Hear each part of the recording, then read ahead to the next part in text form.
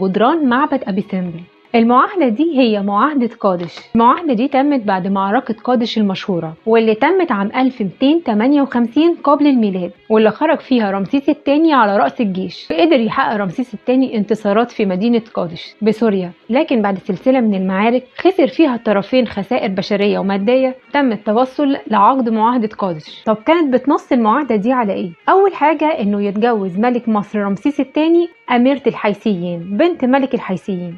تاني حاجة إقامة علاقات صالحة بين الدولتين. تالت حاجة السعي لنشر السلام واحترام سيادة الأراضي للدولتين، والتعهد بعدم تحضير الجيوش واحترام المبعوثين من كل دولة. المعاهدة دي تم توقيعها على ألواح مصنوعة من الطين بين رمسيس الثاني ملك مصر وهاتوشيل الثالث ملك الحيثيين. المعاهدة دي موجود نسخة منها في الأمم المتحدة باعتبارها أول معاهدة سلام حصلت في التاريخ، وموجود منها نسخة تانية في متحف الآثار في اسطنبول.